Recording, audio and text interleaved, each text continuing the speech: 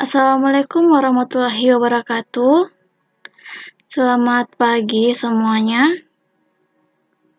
Puji syukur kita panjatkan atas kehadirat Allah Subhanahu wa Ta'ala, karena pada kesempatan kali ini kita masih diberikan kesehatan untuk dapat melanjutkan pembelajaran. Adapun pembelajaran yang akan kita pelajari pada pertemuan kali ini merupakan lanjutan dari pertemuan minggu lalu, yaitu materi gerak melingkar.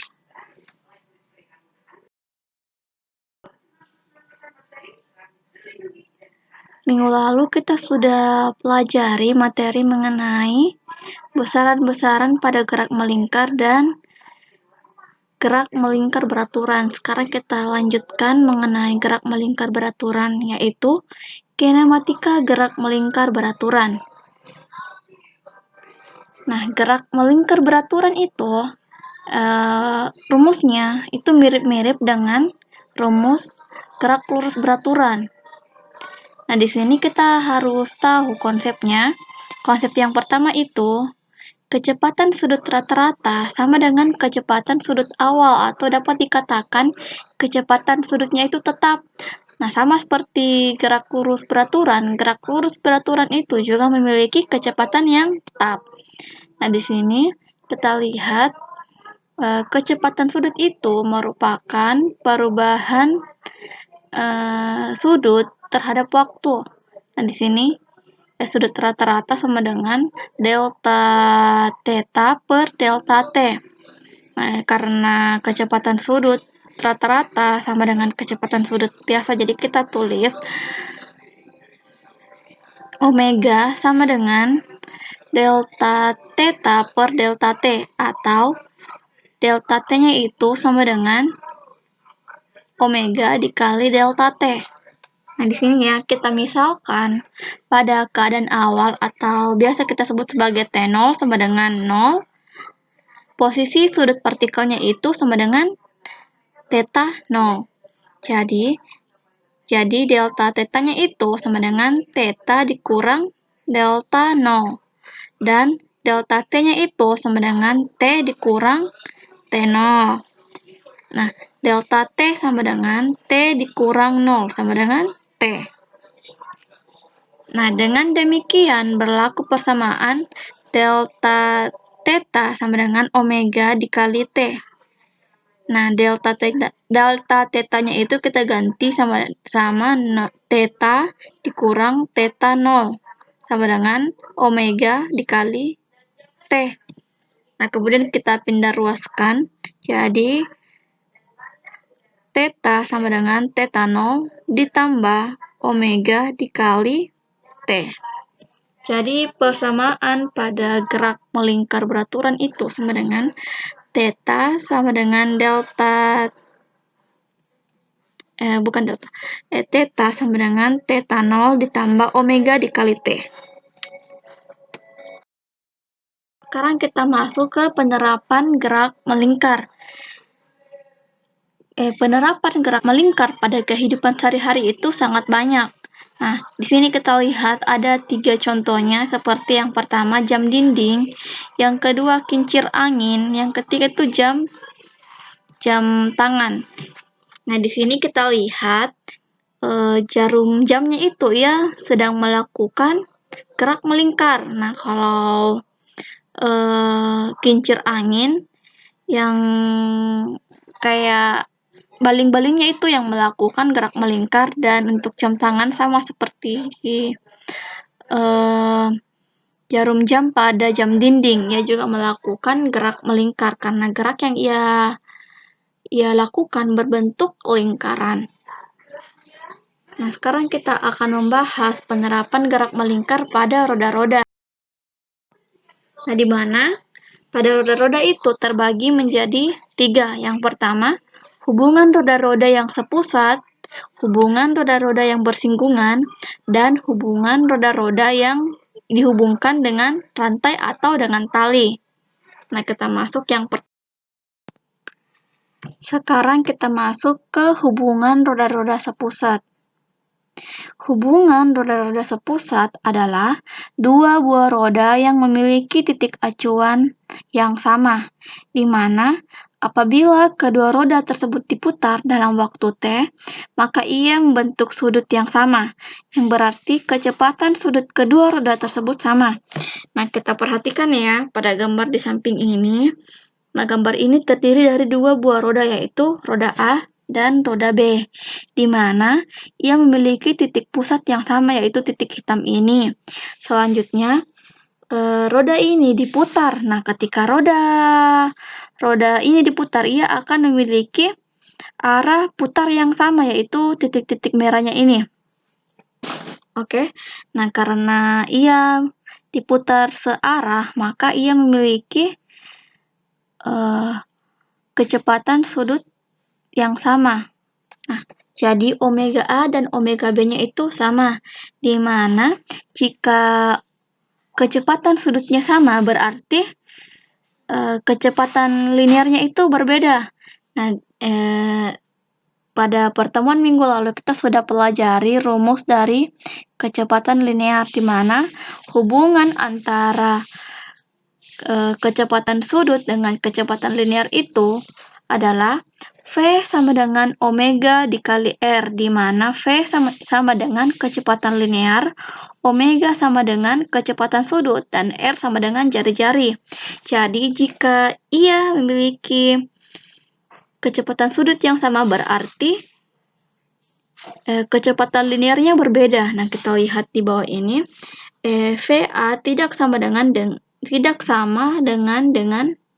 VB, kemudian omega A sama dengan omega B. Nah, kita terapkan rumus dari kecepatan linear, kemudian kita dapatkan VA per RA sama dengan VB per RB, di mana omega A dan omega B sama dengan kecepatan sudut roda A dan roda B dalam satuan radian per second. Selanjutnya, VA dan VB sama dengan kecepatan linear roda 1 dan roda 2 dalam satuan radian per second. Selanjutnya, RA dan RB merupakan jari-jari roda 1 dan roda 2 dalam satuan meter. Jadi, jika soalnya itu dalam bentuk sentimeter atau satuan lainnya, diharapkan diubah ke satuan meter, karena satuannya jari-jari pada rumus ini itu meter ya. Selanjutnya, hubungan roda-roda yang bersinggungan. Apabila roda A diputar searah jarum jam, maka roda B berputar berlawanan dari arah jarum jam. Setelah selang waktu T, roda A dan roda B memiliki busur yang sama, maka roda A dan roda B memiliki kecepatan linear yang sama. Kita perhatikan gambar di samping, di mana roda A dan roda B itu saling bersinggungan.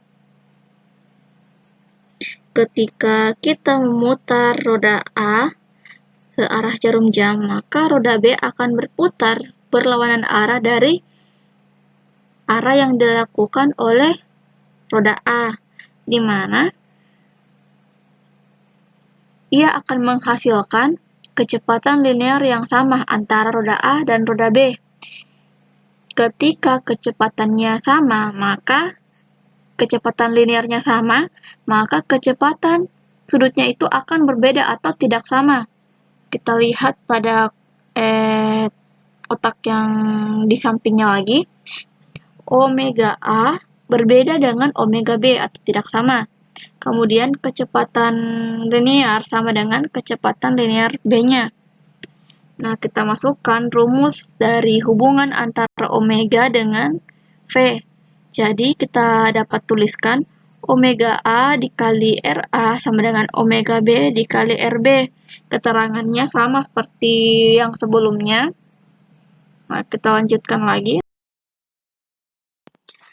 Pada hubungan roda yang saling bersinggungan, terdapat juga roda-roda yang bergerigi, di mana kita lihat pada gambar di bawah ini, ia memiliki gigi-gigi di permukaannya atau di permukaan lingkarannya. Nah, ketika roda tersebut bergerigi, kita tidak menggunakan jari-jarinya, tetapi kita menggunakan banyak atau jumlah gerigi-gerigi pada roda tersebut. Penerapan pada roda yang bergerigi ini biasanya terdapat pada suatu mesin-mesin. Nah, rumusnya itu berbeda. Nah, adapun rumusnya ketika roda itu bergerigi, yaitu omega B per omega A sama dengan NA per NB, di mana ketika omeganya besar, maka ia memiliki jumlah gerigi yang atau N-nya itu kecil karena ia berbanding terbalik. Oke. Nah, di sini kita lihat omega A dan omega B itu merupakan kecepatan sudut roda A dan roda B dalam satuan radian atau sekon. Dan NA dan NB itu banyaknya atau jumlah gerigi pada roda A dan roda B atau roda 1 dan roda 2. Roda-roda yang dihubungkan dengan tali. Apabila roda A diputar searah jarum jam, maka roda B akan berputar searah putaran jarum jam juga, atau dapat dikatakan arah putaran A dan roda B sama.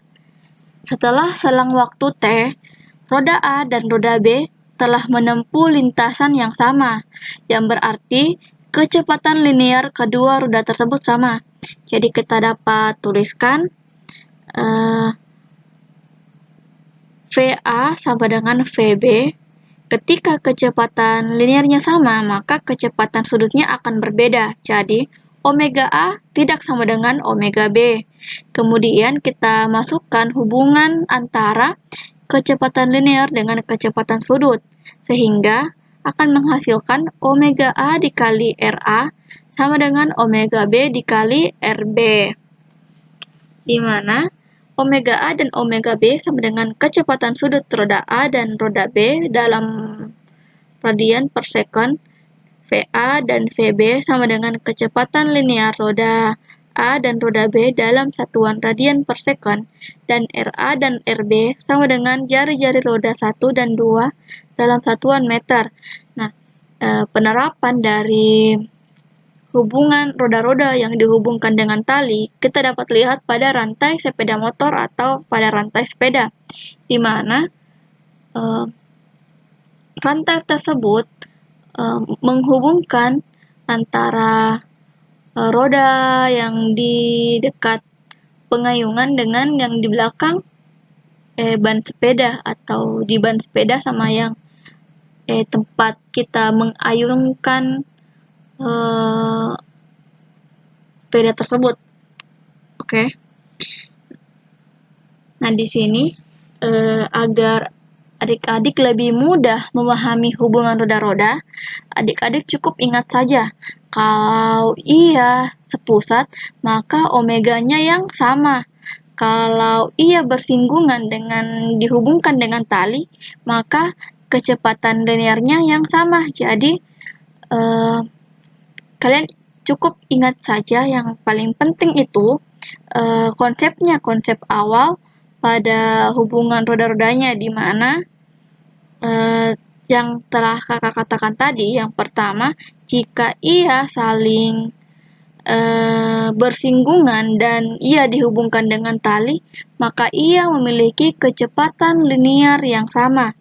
Sedangkan kalau ia memiliki hubungannya itu sepusat atau di pusat yang sama, maka omega sudutnya, kecepatan sudutnya yang sama. Jadi cukup ingat itu, dan juga rumus hubungan antara kecepatan linear dan kecepatan sudut. Jadi jika kalian sudah mengingat konsep-konsepnya itu, pasti akan mudah untuk menjawab soal-soal mengenai roda-roda yang dihubungkan dengan tali. Oke? Nah, sekarang kita akan masuk ke contoh soal pertama. 3 buah roda, yaitu A, B, dan C, saling berhubungan seperti pada gambar. Kita lihat gambar di bawah ya. Nah, selanjutnya, jika jari-jari roda A, B, dan C masing-masing 30 cm, 6 cm, dan 2 cm. Kemudian, roda A berputar dengan kecepatan sudut 10 radian per second. Maka, berapakah kecepatan sudut roda C? Yang pertama-tama kita harus menuliskan informasi-informasi yang dapat kita ketahui dari soal tersebut. Nah, pertama yang kita ketahui itu jari-jari pada roda A, yaitu 30 cm. Jangan lupa untuk menkonversi satuannya ke meter, jadi sama dengan 0,3 meter.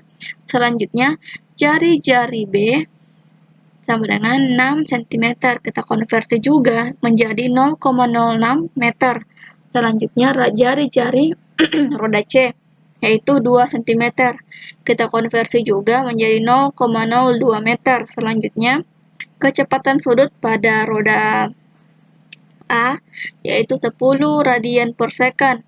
Nah, yang ditanyakan itu kecepatan sudut pada roda C.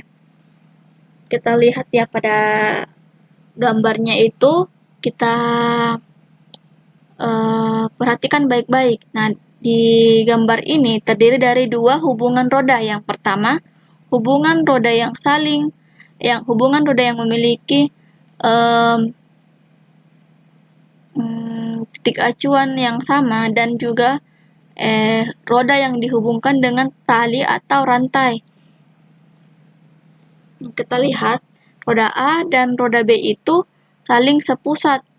Nah, kalau ia saling sepusat, maka ia memiliki kecepatan sudut yang sama.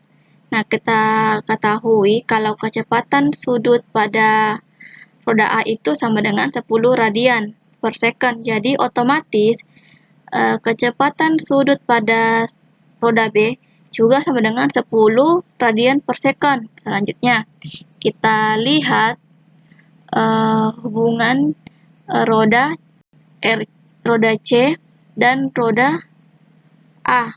Oke, nah, roda A dan roda C itu dihubungkan dengan tali atau rantai. Jadi, ia memiliki kecepatan linear yang sama. Dapat kita tuliskan VA sama dengan VC. Jadi, omega A RA sama dengan omega C per RC. Nah, kita ketahui VA dan VC itu sama. Jadi, kita dapat tuliskan VC itu sama dengan omega A dikali RA.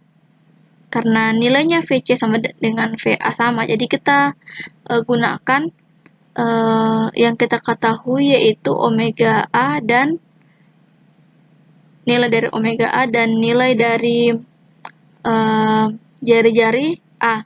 Jadi VC sama dengan, kita masukkan nilainya omega A sama dengan 10 radian per second. Kemudian kita masukkan juga nilai jari-jari pada roda A yaitu 0,3 meter. 10 dikali 0,3 meter sama dengan 3 meter per second. Selanjutnya, kita masukkan rumus mencari kecepatan linear, yaitu V sama dengan omega dikali R. Nah, karena di sini kita cari kecepatan linear pada roda C, jadi kita substitusikan nilai pada roda C. Nah, di sini omega C sama dengan VC per RC. Karena yang ditanyakan dalam soal itu kecepatan sudutnya, maka kita pindah ruaskan nilai dari omega C. Nah, kita substitusikan nilainya, VC sama dengan 3. Yang kita dapat tadi yang pertama. Selanjutnya, jari-jari pada roda C yaitu 0,02. Jadi, kita bagi 3 per 0,02 sama dengan 150 radian per second. Jadi, kita dapat simpulkan kecepatan sudut pada roda C sama dengan 150 radian per second. Soal selanjutnya, dua buah roda dihubungkan seperti gambar berikut, masing-masing dengan jari 8 meter dan 12 meter. Jika roda 1 berputar 6 putaran tiap sekon, maka frekuensi roda 2 sebesar. Nah, pertama-tama kita tuliskan dulu informasi yang dapat kita peroleh dari soal tersebut. Yang pertama, jari-jari 1 sama dengan 12 meter, jari-jari 2 sama dengan 8 meter. Selanjutnya, kecepatan sudut dari roda 1 sama dengan 6 putaran per sekon. Nah, yang ditanyakan itu kecepatan sudut pada roda kedua. Di sini kita perhatikan gambar. Pada gambar itu dapat kita simpulkan bahwa kedua roda itu saling bersinggungan. Nah, jika roda saling bersinggungan, maka ia memiliki kecepatan linear yang sama. Jadi kita tuliskan V1 sama dengan V2. Selanjutnya, kita masukkan atau kita jabarkan dari hubungan antara kecepatan linear dengan kecepatan sudut. Jadi, kita dapat tuliskan omega 1 dikali R1 sama dengan omega 2 dikali R2. Kita masukkan nilai-nilai dari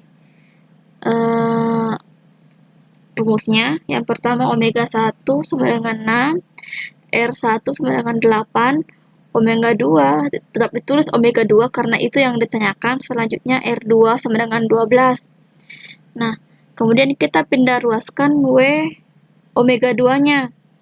Nah, kemudian jadi W omega 1 dikali R1 per R2. 6 dikali 8 sama dengan 48 dibagi 12. 48 dibagi 12 sama dengan 4. Jadi, omega 2-nya sama dengan 4 putaran per sekon. Sekian pertemuan kali ini. Wassalamualaikum warahmatullahi wabarakatuh.